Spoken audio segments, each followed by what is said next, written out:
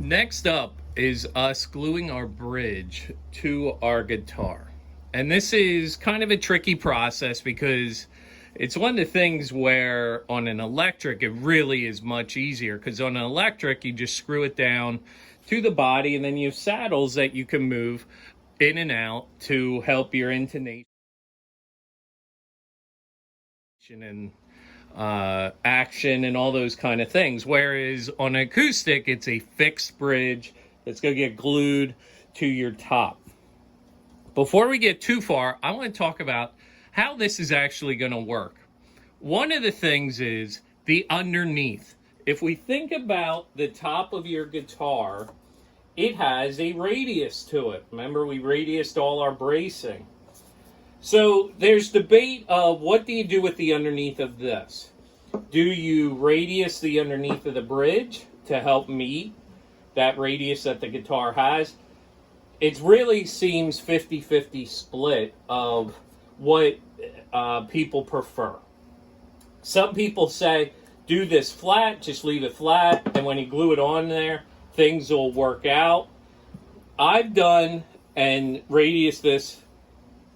You can see a good amount, 28 to match what's up here, 28-foot radius.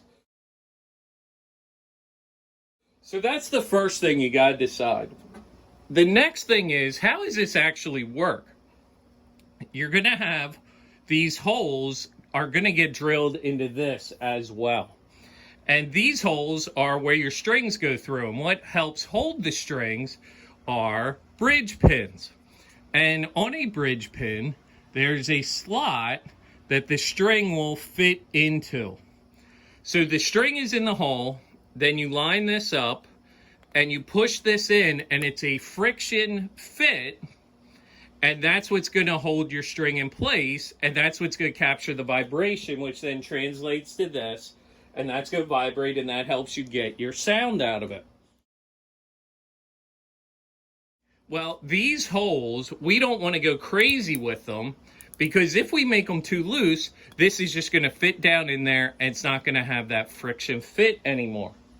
So when we go to glue this, I'm going to be using these bridge bolts from Stumac, which are really handy. And what's really nice about these as well is they are hollow. So if you ever need to do a repair and your bridge is lifting up, you can actually just keep these in the bridge and feed your string through it from the inside. Here's an example of if you have a repair down the road. This is the first ever acoustic I made, and this top was already pre-glued. I had no say in the quality of the glue or how well that was glued together, and you can see that that glue seam actually started to fail. And when that failed, it lifted up on my bridge. So I have 4 of those bridge bolts in here permanently holding that bridge to the top. So that's an example of what's nice about purchasing those bridge bolts from Stumac. They have those 2 functions. They can help you now, but also if you will repair later. If we're talking about bridge location, where on the top does the bridge go? We know side to side, we want it centered. Okay, but what about up and down? Well, that's that scale length that we need to remember this whole time with our fretboard and our neck and all that stuff to know where this goes. So on this guitar, I went with the 25.4 scale length from Martin. That's what's called Martin Long. I'm going to go to the little E or the high E, string number 1. Let's call it string number 1 because that can't be confusing, right? We all know what that is. That side of my fretboard. And I am measuring to the saddle, all right? So to this slot, that's where the string is going to start or stop vibrating. And that's what scale length is, the vibrating length of your string. So up at the neck, I'm on the near side of the nut. And what I'm looking for is 25.4 to that slot. Now, 0.4 is not a simple fraction in American Standard measuring. 7/16 is 0.43, 3/8 is 0.375. So kind of in between 0.406. So that's pretty close. So if we're somewhere between 7/16 and 3/8, we're probably in pretty good shape. So that's how we're lined up. And what did I do? I took some very delicate frog tape. So not even blue painter's tape and not even green frog tape, the yellow, the least sticky. And I put that on here because I don't want any tear out. I've drawn my center line, but the front edge of this should be the front edge of my bridge. So when I go to glue this, I know where it goes. Now, that piece of tape, you got to make sure that you have it nice and perpendicular with your center line. So putting a little square on there could help. Your eyes, trust your eyes. A lot of times your eyes can get it pretty good. And when I get that lined up, now I know where I can drill the holes at least for my bridge bolts. Some luthiers will tell you, if you really want to do a good job, you do a bridge that doesn't have the saddle slot already cut, and then you get it glued on, and then you can do real precise measurements and you route this out. I've never done that. Most people, I don't think, do that, but maybe a higher end luthier.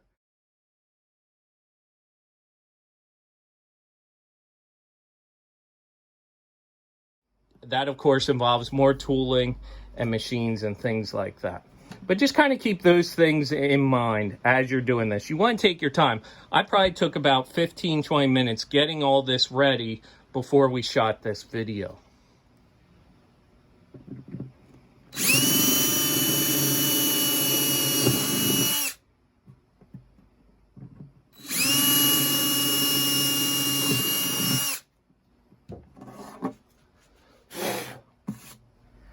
Okay, we have 2 holes drilled for our bridge bolts. That's good. This was an 11/64 drill bit, by the way. That just gives you a good place. Maybe start one below that as you go and try this out. Obviously, doing it in a scrap piece of wood is never a bad idea either. Bridge bolts, you have the bolt itself. You have a washer. So this would get fed up through your bridge plate on your inside.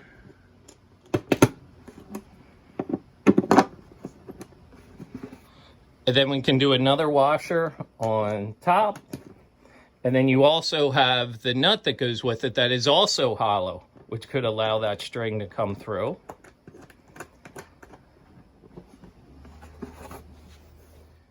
We are dry fitting this right now. No glue, just checking the fit of everything. These deep reach C-clamps work really nice that I can put this in here to clamp down on the edges of my bridge. The issue is, what am I clamping to underneath? And I don't want to scar this up and make that look bad on top either. So I recently purchased these cawls from StewMac, and they weren't cheap, but I think they're really handy. This one matches the profile of my bridge up on top, and then this one you could see will allow for a fan brace or an X brace up underneath here.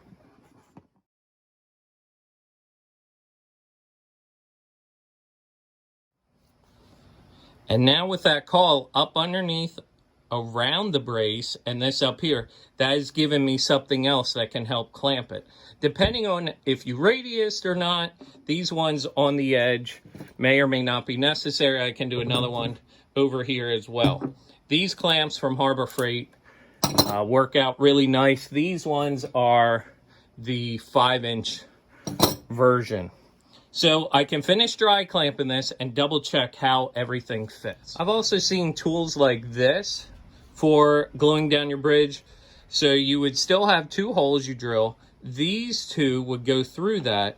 And then you have these set screws on the end that can help tighten down. So you have your clamping action here in the middle, and then these pushing down on the edges, the outside edges of your bridge. Doing something like this, I would still love to have a cawl like that, because otherwise that set screw is going to leave a mark in your bridge. So still worth having something like this. Could you make your own call like this? Sure. Having it profiled like this is extremely helpful, helps kind of hold it in place. But you could just use something like this thickness on the outsides here. So something like this, eBay, Amazon is also an option that you could do as well. We have our bridge dry fit, and I took the deep reach C-clamp off because I actually, with my hand, I can't fit my hand and the two C-clamps in here.